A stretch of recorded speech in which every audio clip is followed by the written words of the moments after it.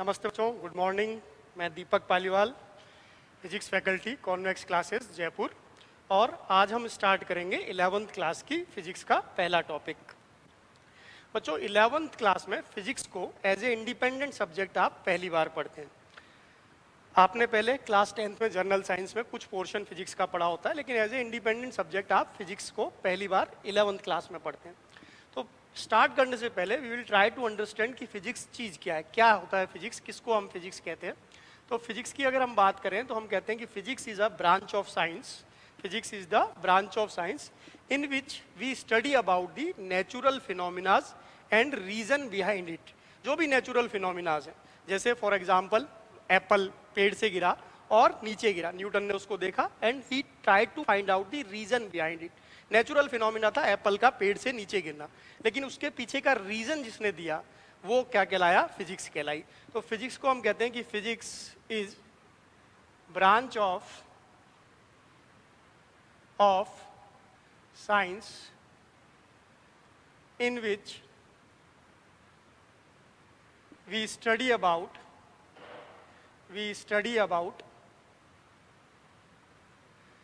natural phenomena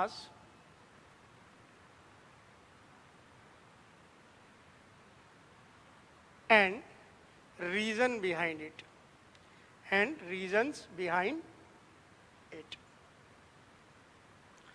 तो basically physics में हम पढ़ेंगे जो भी नेचुरल फिनोमिना और उनके पीछे का रीजन जानने की कोशिश करेंगे। अब जो फिजिक्स की हम शुरुआत करते हैं, जो हमारी फर्स्ट यूनिट 11th क्लास की फिजिक्स की है, वो है यूनिट्स, मेजरमेंट एंड डायमेंशंस।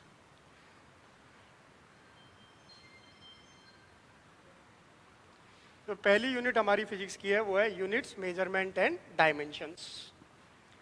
क्या होता है, देखो हम शुरुआत करते हैं कि अगर हम किसी भी चीज की किसी एट्रीब्यूट की, किसी प्रॉपर्टी की बात करते हैं, तो उस प्रॉपर्टी का कुछ सर्टेन अमाउंट उसके पास होता है, उसको हम कहते हैं क्वांटिटी। तो कोई भी एट्रीब्यूट किसी चीज का क्या कहलाता है, क्वांटिटी कहलाता है। और उस क्वांटिटी को हम दो तरीके से कैटेगराइज करते हैं। किसी क्वांटिटी को हम कहते हैं कि क्वांटिटी जो होती है वो दो तरीके की होती है। क्वांटिटी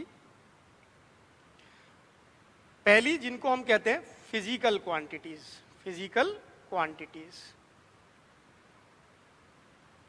और दूसरी जिनको हम कहते हैं नॉन फिजिकल क्वांटिटीज।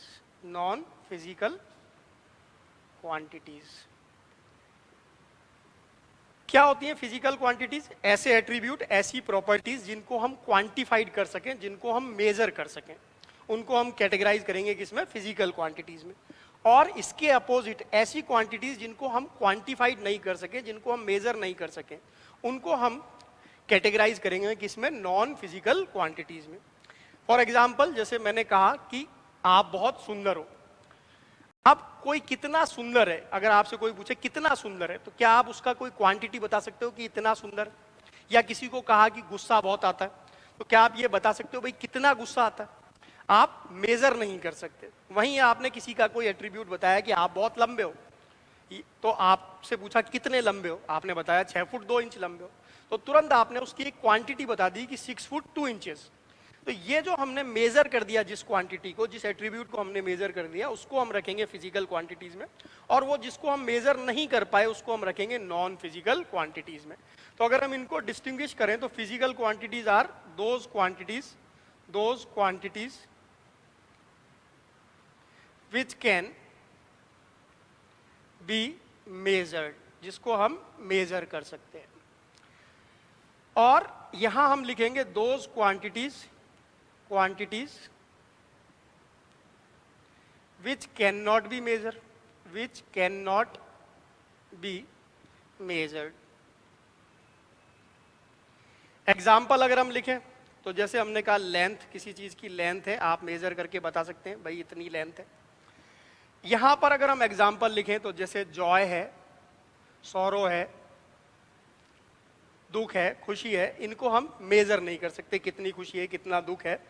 जिनको हम मेजर कर सकते हैं उनको फिजिकल क्वांटिटीज, जिनको मेजर नहीं कर सकते उनको हमने लिखा नॉन फिजिकल क्वांटिटीज में। अब जो फिजिक्स में हम बात करेंगे वो सिर्फ किन की बात करेंगे, फिजिकल क्वांटिटीज की बात करेंगे। नॉन फिजिकल क्वांटिटीज को हम आर्ट्स वालों के लिए छोड़ देते हैं। जो है हमारे लिए सिर्फ काम किसका होगा, हम सिर्फ किसकी बात करेंगे, फिजिकल क्वांटिटीज की बात करेंगे। तो आगे चलते हैं।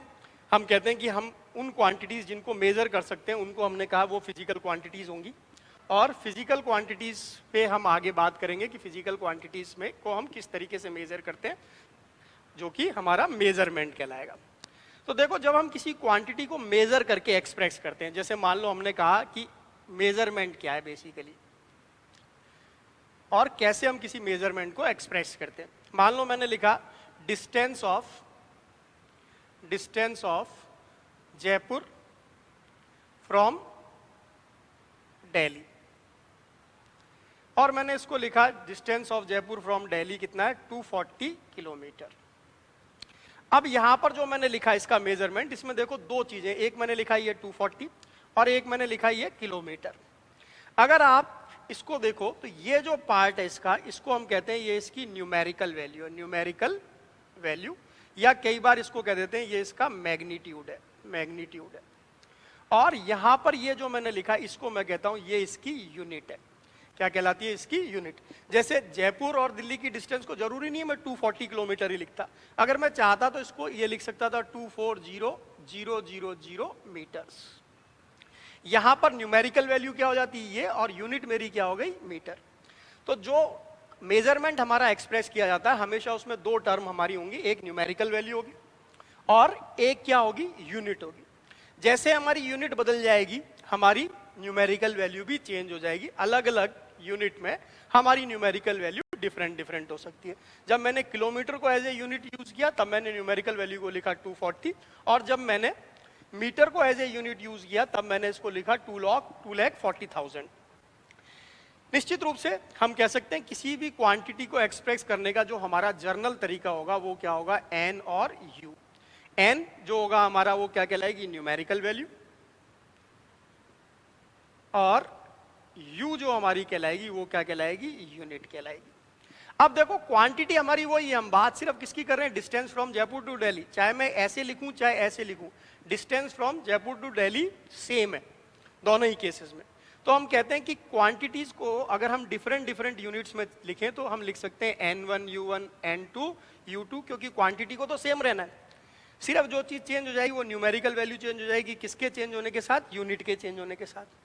अब यहां हम ये भी कह सकते हैं कि अगर मैंने छोटी यूनिट यूज की तो न्यूमेरिकल वैल्यू बड़ी होगी, और अगर मैंने बड़ी यूनिट यूज की तो न्यूमेरिकल वैल्यू छोटी आएगी।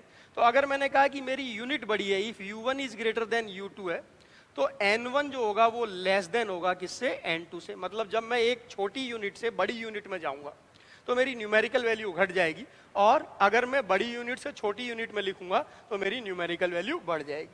तो ये अभी तक हमने समझा कि मेजरमेंट को हम कैसे एक्सप्रेस करते हैं। मेजरमेंट के अंदर एक चीज होती है न्यूमेरिकल वैल्यू, जिसको हम न्यूमेरिकल वैल्यू या मैग्नीट्यूड कहेंगे, और दूसरी चीज हमारी हुई यूनिट। डिफरेंट डिफरेंट हमारी यूनिट हो सकती है। अब हम बात करेंगे कि बेसिकली यूनिट क्या है या हमने इसको कैसे मेजर किया। तो हम इसको समझते हैं कि जो है हमारी जो है बेसिकली यूनिट, कि मान लो मैंने आपको एक फुट का स्केल दिया और आपसे कहा कि ये जो बोर्ड है इसकी लेंथ को मेजर करो। सपोज ये जो मेरा मार्कर है ये एक फुट का स्केल है, और आपने लेंथ को मेजर किया, आपने इसको ऐसे ऐसे इस पे घुमाया और 4 बार स्केल लगाने से ये पूरा बोर्ड कवर हो गया। तो आपने लिखा कि भाई इसमें 4 स्केल आ गई, तो इसकी जो बोर्ड की लेंथ है वो क्या है, 4 जो है फीट है, 4 फीट है। तो मैंने क्या कहा कि फीट जो है, जो मेरा स्टैंडर्ड था जिससे मैंने इसको कंपेयर किया, ये मेरी क्या कहलाई, यूनिट कहलाई। तो यूनिट बेसिकली क्या है, unit is standard by comparing which we measure the quantity. तो यूनिट को हम कैसे डिफाइन कर सकते हैं, unit is standard use to measure the quantity, या हम कह सकते हैं quantity is measured by comparing with standard unit, जो भी हमारी स्टैंडर्ड यूनिट होती है। तो यहाँ पर मेरे पास स्टैंडर्ड यूनिट के रूप में ये 1 फुट का स्केल था, मैंने इससे कंपेयर किया 4 स्केल आए और मैंने लिखा 4 फुट है। अगर मेरे पास मान लो मीटर स्केल होता और 2 मीटर के अंदर ये कवर हो जाता तो मैं लिखता 2 मीटर। तो जो भी जिससे मैं कंपेयर कर रहा हूँ मेजरमेंट के लिए, वो मेरी क्या कहलाएगी, यूनिट कहलाएगी। तो unit is nothing but the standard which I am using for the measurement या which I am using to compare the quantity, जिससे हम कंपेयर करके क्वांटिटी को मेजर कर रहे हैं, वो क्या कहलाती है, यूनिट कहलाती है।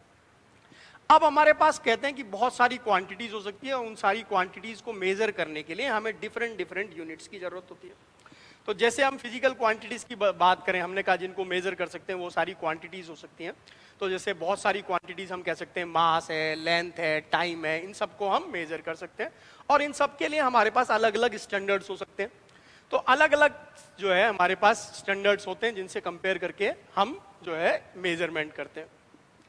अब एक्सप्रेस करने के लिए अगर हमें हर जो है क्वांटिटी के लिए एक डिफरेंट सेट, एक डिफरेंट स्टैंडर्ड चाहिए, तो ऐसी अगर हजारों क्वांटिटीज हैं तो हमें हजारों क्या चाहिएंगी, यूनिट्स चाहिएंगी, हजारों स्टैंडर्ड्स चाहिएंगे।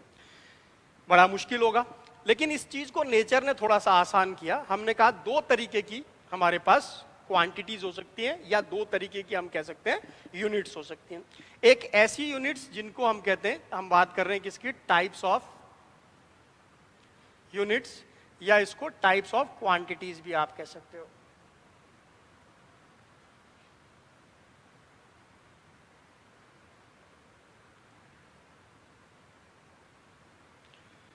क्या होती है पहली, जिनको हम कहेंगे स्टैंडर्ड यूनिट्स, स्टैंडर्ड यूनिट्स या फंडामेंटल यूनिट्स।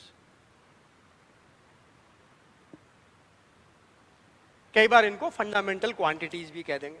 क्या होंगी, ऐसी क्वांटिटीज जिनको मेजर करने के लिए हमें एक स्टैंडर्ड की जरूरत है, इंडिपेंडेंट है, किसी और पर डिपेंड नहीं कर रही, उनके लिए हमें एक यूनिट बनानी ही पड़ेगी, उसको हम कहेंगे क्या, fundamental units.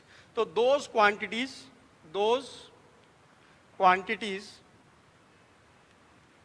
which are independent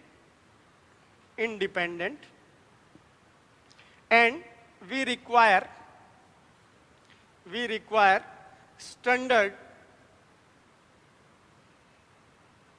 unit for them, जिनको मेजर करने के लिए हमें स्टैंडर्ड यूनिट की जरूरत है। जैसे एग्जांपल में हमने लिखा लेंथ या मास। ठीक इसी तरीके से एक और तरीके की होती है जिनको हम कहते हैं डिराइव्ड यूनिट्स, या कई बार इनको डिराइव्ड क्वांटिटीज भी कह देंगे। क्या होंगी, देखो जैसे हमने कहा लेंथ हमने मेजर करने के लिए मीटर, मान लो हमने एक स्टैंडर्ड यूनिट बना ली और इस बोर्ड का हमें एरिया निकालना है। एरिया निकालने का फॉर्मूला आप सब जानते हो भाई, बोर्ड रेक्टेंगुलर बोर्ड है और आपको अगर एरिया निकालना है तो लेंथ को मल्टीप्लाई करोगे किससे, ब्रेड से मल्टीप्लाई करोगे और एरिया निकालोगे। लेंथ को मेजर करने के लिए आपने यूज किया मीटर, फिर आपने ब्रेड को मेजर करने के लिए भी क्या यूज किया, मीटर। अब आपने दोनों को मल्टीप्लाई कर दिया, तो इतनी सी मैथमेटिक्स हम समझते हैं कि भाई मीटर को मीटर से मल्टीप्लाई करूंगा तो मीटर का स्क्वायर हो जाएगा। तो अगर एरिया की बात करूं तो एरिया के लिए मुझे किसी अलग यूनिट की जरूरत नहीं है। मेरी जो स्टैंडर्ड यूनिट है लेंथ की, जिसको मैंने मीटर माना हुआ है, उसको अगर मैं स्क्वायर कर दूं तो मैं एरिया को एक्सप्रेस कर सकता हूं। तो मेरे लिए एरिया कैसी क्वांटिटी हो गई, डिपेंडेंट क्वांटिटी हो गई, डिराइव्ड क्वांटिटी हो गई, जो कि किसी स्टैंडर्ड क्वांटिटी पर डिपेंड कर रही है। तो डिराइव्ड क्वांटिटी की डेफिनेशन में हम यही लिखते हैं, those quantities which depends on base quantities या fundamental quantities and does not require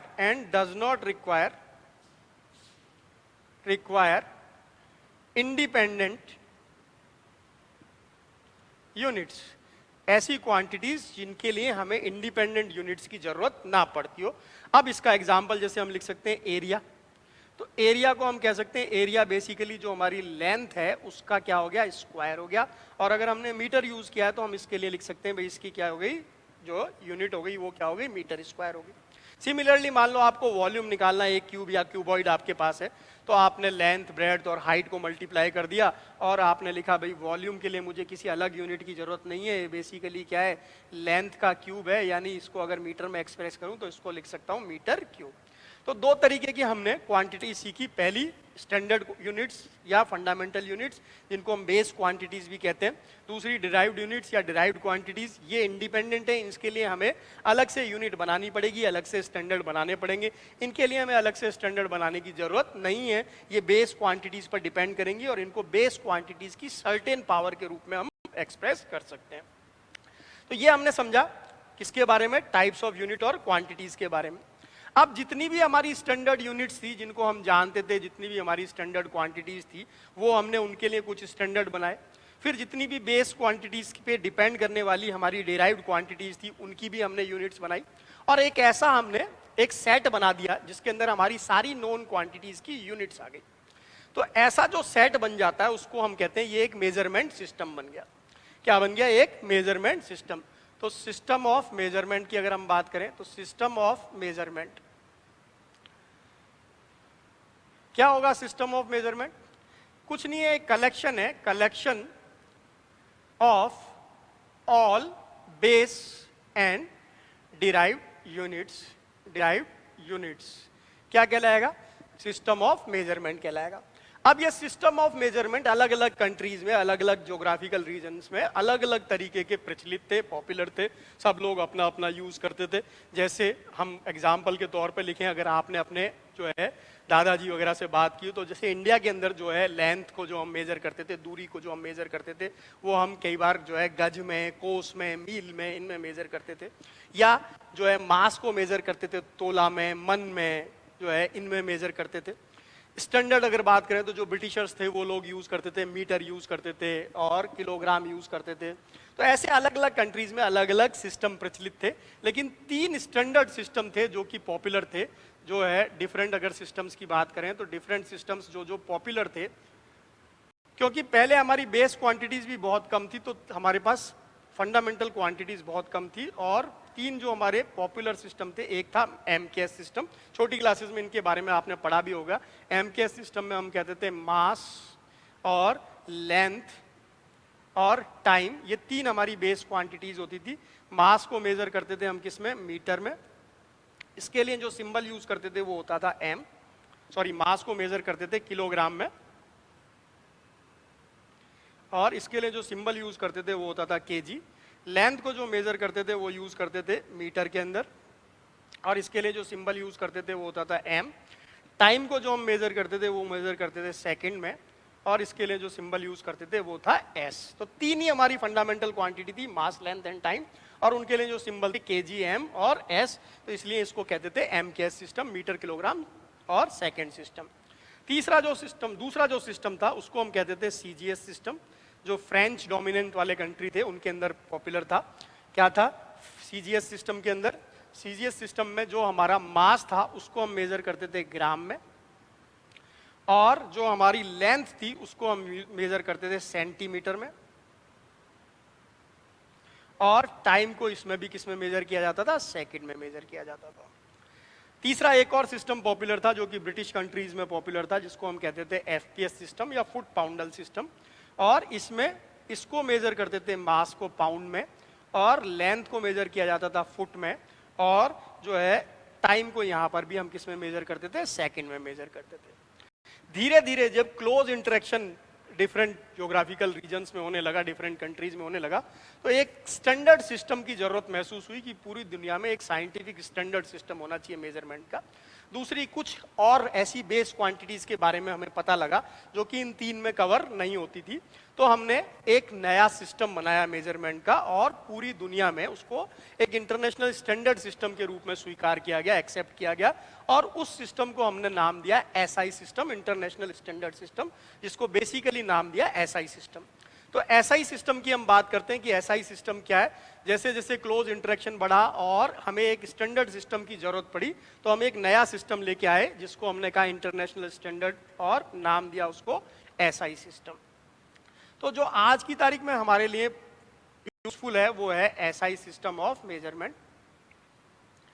देखो एसआई सिस्टम ऑफ मेजरमेंट में जब हम गए तो हमने कहा कि जो हमारी फंडामेंटल क्वांटिटीज है वो 3 से बढ़ के, जो एमकेएस में हमारी 3 फंडामेंटल क्वांटिटीज थी, एसआई सिस्टम को हम बेसिकली कह सकते हैं it is the elaboration of MKS system. MKS system की जो 3 हमारी क्वांटिटीज थी उनको एज इट इज रखते हुए हमने 4 बेस क्वांटिटीज इसमें और ऐड की और टोटल क्वांटिटीज हमने बना ली 7। तो अब एसआई सिस्टम के अंदर हम कहते हैं कि एसआई सिस्टम हैज 7 फंडामेंटल और बेस क्वांटिटीज। 7 हमारे पास फंडामेंटल या बेस क्वांटिटीज हैं। कौन कौन सी 7 फंडामेंटल क्वांटिटीज हैं, इनके नाम हम लिखते हैं। 3 तो हमने एज इट इज ली। पहला हमारे पास है क्या, जिसको हम कहते हैं मास, और मास को मेजर किस में करते हैं, किलोग्राम में, और सिंबल जो हमारा है वो है केजी। साथ में हम एक चीज और देखते चलेंगे, इसका डायमेंशनल लेटर क्या होगा। आगे जरूरत पड़ेगी क्या डायमेंशन होती है, कैसे डायमेंशनल लेटर को हम यूज करते हैं, लेकिन इसका जो डायमेंशनल लेटर है वो क्या होगा, एम। ठीक इसी तरीके से हमारे पास दूसरा जो था वो है लेंथ, जिसको हमने एमकेएस से लिया। मेजर किस में करते थे, मीटर में, और सिंबल इसका जो हमने लिखा वो एम, और डायमेंशनल लेटर इसका हम यूज करेंगे एल। तीसरी भी हमने एमकेएस से लिया, जिसको हम कहते हैं टाइम। टाइम को हम मेजर करेंगे किसमें, सेकंड में, और इसका जो सिंबल है वो है एस, और इसका डायमेंशनल लेटर हम लिखा करेंगे कैपिटल टी। ये 3 तो हमने एमकेएस से लिया, और इसमें 4 फंडामेंटल क्वांटिटीज हमने और ऐड की। वो 4 फंडामेंटल क्वांटिटीज कौन कौन सी हैं, electric current. Electric current, electric current को जो हम मेजर करेंगे वो मेजर करेंगे किसमें, एम्पियर में, और इसका जो सिंबल होगा वो होगा कैपिटल ए, और डायमेंशनल लेटर भी हम क्या लिखा करेंगे, कैपिटल ए। अगली जो क्वांटिटीज हम, जो फंडामेंटल क्वांटिटी हमने ऐड की वो थी टेम्परेचर, और टेम्परेचर को जो हम मेजर किया करेंगे वो किया करेंगे केल्विन के अंदर, और इसका सिंबल होगा के, और डायमेंशनल लेटर भी हम क्या यूज करेंगे, के। इसके बाद जो छठी क्वांटिटी इसमें, छठी फंडामेंटल क्वांटिटी हमने जो इसमें ऐड की वो है amount of substance, amount of substance या मैटर, और इसको जिसमें हम मेजर किया करेंगे वो होगा मोल, और इसके लिए जो सिंबल यूज करेंगे वो होगा मोल, और डायमेंशनल लेटर भी इसका क्या होगा, मोल। 7वीं जो हम यूज करेंगे वो होगा ल्यूमिनस इंटेंसिटी। ल्यूमिनस इंटेंसिटी, और इसको जिसमें मेजर करेंगे वो होगा कैंडेला। सिंबल जो इसका होगा सीडी, और डायमेंशनल लेटर भी इसका क्या लिखा करेंगे, सीडी। जैसे जैसे हम क्वांटिटीज के बारे में पढ़ेंगे वैसे वैसे आप इन सब चीजों से परिचित होते चले जाएंगे। Right now we don't think कि हमें इन सब के बारे में पता होना चाहिए। इन सब की कुछ स्टैंडर्ड डेफिनेशंस भी हैं जो हम लिख सकते हैं। डेफिनेशंस हमें याद होना जरूरी नहीं है, हमें जो चीज ध्यान होनी चाहिए वो है इनके डायमेंशनल लेटर और हमारी 7 फंडामेंटल क्वांटिटीज का क्या नाम है। अब इसमें एक चीज और आया कि हमने देखा कि 7 फंडामेंटल क्वांटिटी हमने एसआई सिस्टम के अंदर ऐड कर दी। इसके बाद भी हमें 2 ऐसी क्वांटिटीज की जरूरत महसूस हुई जिनको इसमें हमें जोड़ना था, लेकिन उनके लिए हमने कोई डायमेंशनल लेटर नहीं बनाया, यूनिट हमने उनके लिए बनाई, और ऐसी 2 क्वांटिटीज को हमने नाम दिया सप्लीमेंट्री यूनिट्स। तो एसआई सिस्टम में 7 तो फंडामेंटल यूनिट्स हैं, साथ में हमने इसमें 2 जो है सप्लीमेंट्री यूनिट्स और ऐड की। उनको भी हम ध्यान से देखेंगे। सप्लीमेंट्री यूनिट्स क्या है, सप्लीमेंट्री यूनिट्स या सप्लीमेंट्री क्वांटिटीज। 2 तरीके की सप्लीमेंट्री क्वांटिटीज हैं, दोनों ज्योमेट्री से हमने लिए। पहली हमारी है प्लेन एंगल। आप सब लोग जानते हो प्लेन एंगल का मतलब, अगर कोई एक लाइन किसी दूसरी लाइन पर इंक्लाइंड है तो उसका इंक्लिनेशन बताने के लिए जो हम यूज करते हैं उसको हम कहते हैं प्लेन एंगल। यहां पर हम प्लेन एंगल को एक और तरीके से डिफाइन करते हैं कि मान लो हमारे पास एक कोई सर्कल है और इस सर्कल पर मैंने एक कोई आर्क लिया और इस आर्क को मैंने मिला दिया किससे, सेंटर से इसके दोनों पॉइंट्स को मिला दिया। तो इन दोनों लाइंस के बीच में ये जो एक एंगल बना इसको मैंने प्लेन एंगल नाम दिया। और मान लिया इस सर्कल की रेडियस जो है वो है आर, और ये जो मेरा आर्क है इस आर्क की लेंथ क्या है, एल है। तो जो प्लेन एंगल को मैं लिखता हूं वो लिखता हूं theta angle is equal to arc upon radius. इसको मैं लिखता हूं आर्क अपॉन रेडियस यानी एल अपॉन आर। अब इसके लिए सप्लीमेंट्री यूनिट के लिए जो मैं यहां पर यूनिट यूज करता हूं वो है मेरी स्टैंडर्ड यूनिट रेडियन। किसमें मेजर किया जाता है, रेडियन में। यहां पर देखो एंगल को हम डिग्री में भी मेजर करते हैं, लेकिन जो एसआई यूनिट एंगल की हमारी होगी वो क्या होगी, रेडियन। सिंबल जो इसका लिया जाएगा, सिंबल जो इसका लिया जाएगा वो क्या लिया जाएगा, आरएडी। सिंबल इसका जो लिया जाएगा वो क्या लिया जाएगा, आरएडी। थोड़ा उधर चला गया होगा तो मैं इधर लिख देता हूं इसको, रेडियन, और इसका जो सिंबल है वो है आरएडी। अब मैं अगर एक रेडियन को डिफाइन करना चाहूं, इधर का मैं मिटा रहा हूं, और मैं देखो एक रेडियन को डिफाइन करता हूं कि एक रेडियन क्या है। अगर मान लो मेरे पास एक सर्कल है और सर्कल पर मैंने जो आर्क लिया, एक सर्कल मैंने लिया जिसकी रेडियस है आर, और मैंने इस पर जो आर्क लिया उसकी लेंथ भी मैंने आर ले ली। अब अगर मैं थीटा को लिखूं तो theta will be equal to arc upon radius यानी आर बाई आर, और ये मेरे पास आ गया 1 रेडियन। तो 1 रेडियन की डेफिनेशन अगर मैं देखूं तो 1 रेडियन की डेफिनेशन क्या हुई, 1 radian is the plane angle subtended by an arc on centre of a circle having length equal to the radius. तो क्या होगी 1 रेडियन की डेफिनेशन, 1 रेडियन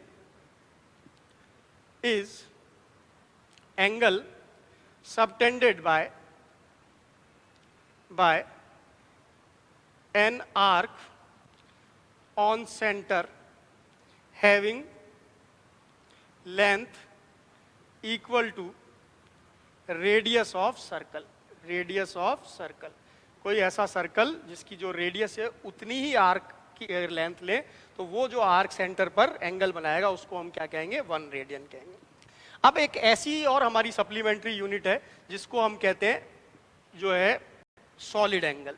ये भी ज्योमेट्री से हमने लिया और हम इसको भी सप्लीमेंट्री यूनिट में हमने रखा, तो सेकंड सप्लीमेंट्री हमारी यूनिट है वो है सॉलिड एंगल।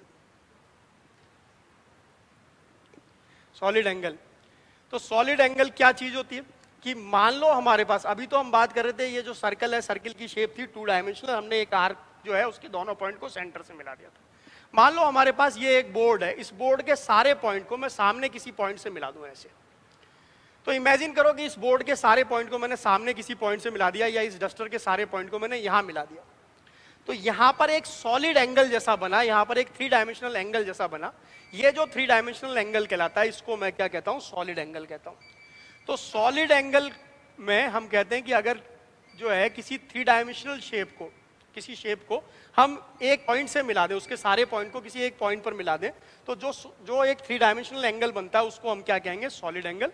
और इसके लिए जो हमारे पास यूनिट है वो है स्टे रेडियन, और इसके लिए जो सिंबल यूज करते हैं वो यूज करते हैं एसआर। याद रखेंगे ये सब कैसी क्वांटिटीज हैं, ये सब जो है हमारी सप्लीमेंट्री क्वांटिटीज हैं, तो इनकी कोई डायमेंशनल लेटर नहीं है। इसको कैसे डिफाइन करते हैं कि मान लो हमारे पास जो है कोई सॉलिड एंगल को हमें डिफाइन करना है, तो solid angle is basically area, जिस एरिया के सारे पॉइंट को हमने मिलाया, अपॉन रेडियस, जिस पॉइंट से पे मिलाया है उससे वो सारे पॉइंट कितनी दूरी पर है, तो एरिया अपॉन रेडियस, इसको हम क्या कहते हैं, सॉलिड एंगल कहते हैं। और इसको कैसे डिफाइन करते हैं, मान लो मेरे पास एक स्फेयर है, इस स्फेयर पे मैंने एक कोई स्क्वायर लिया जिसकी साइड ले ली आर और आर, और इसको मैंने इसके सारे पॉइंट को मैंने मिला दिया इस स्फेयर के सेंटर से। तो ये जो मेरा स्क्वायर हुआ, एरिया ऑफ स्क्वायर, ये बराबर हुआ किसके, आर स्क्वायर के, और ये रेडियस का स्क्वायर होगा। तो मेरे लिए सॉलिड एंगल डी ओमेगा बराबर हो गया आर स्क्वायर अपॉन रेडियस का स्क्वायर, यानी 1 स्टे रेडियन। तो यहां से हम 1 स्टे रेडियन की डेफिनेशन लिख सकते हैं। 1 स्टे रेडियन क्या होगा, 1 स्टे रेडियन, इधर लिखते हैं, 1 stay radian is solid angle subtended by a square of side equal to the radius at center of sphere. किसी स्फेयर की रेडियस के बराबर अगर हम एक स्क्वायर उसके सरफेस पे बनाएं, तो वो उसके सेंटर पर जो सॉलिड एंगल बनाएगा उसको हम क्या कहेंगे, 1 स्टे रेडियन कहेंगे। तो आज बेसिकली हमने पढ़ा कि जो हमारे क्या मेजरमेंट होता है, क्या बेस यूनिट्स होती हैं, एसआई सिस्टम में कितनी हमारी बेस यूनिट्स हैं और कौन कौन सी सप्लीमेंट्री यूनिट्स हैं। आज हम इस क्लास को यहीं कंक्लूड करेंगे, नेक्स्ट क्लास में हम इसके आगे स्टार्ट करेंगे। ये सब जो आप देख रहे हैं, ये देख रहे हैं कॉन्वेक्स ऑनलाइन क्लासेस जयपुर पर। यूट्यूब चैनल पर। अगर आपको पसंद आए तो चैनल को लाइक और सब्सक्राइब कीजिए। आगे भी आपको ऐसे यूजफुल वीडियो इस चैनल पर मिलते रहेंगे, तो आप लाइक करें, शेयर करें और बेल आइकन दबाना ना भूलें, ताकि आपको लगातार इसके बारे में अपडेट्स मिलते रहें और लगातार ऐसे यूजफुल और काम के वीडियो जो कि आपकी पढ़ाई के बहुत रिलेटेड है, यूजफुल है, आपको मिलते रहें। Thank you very much.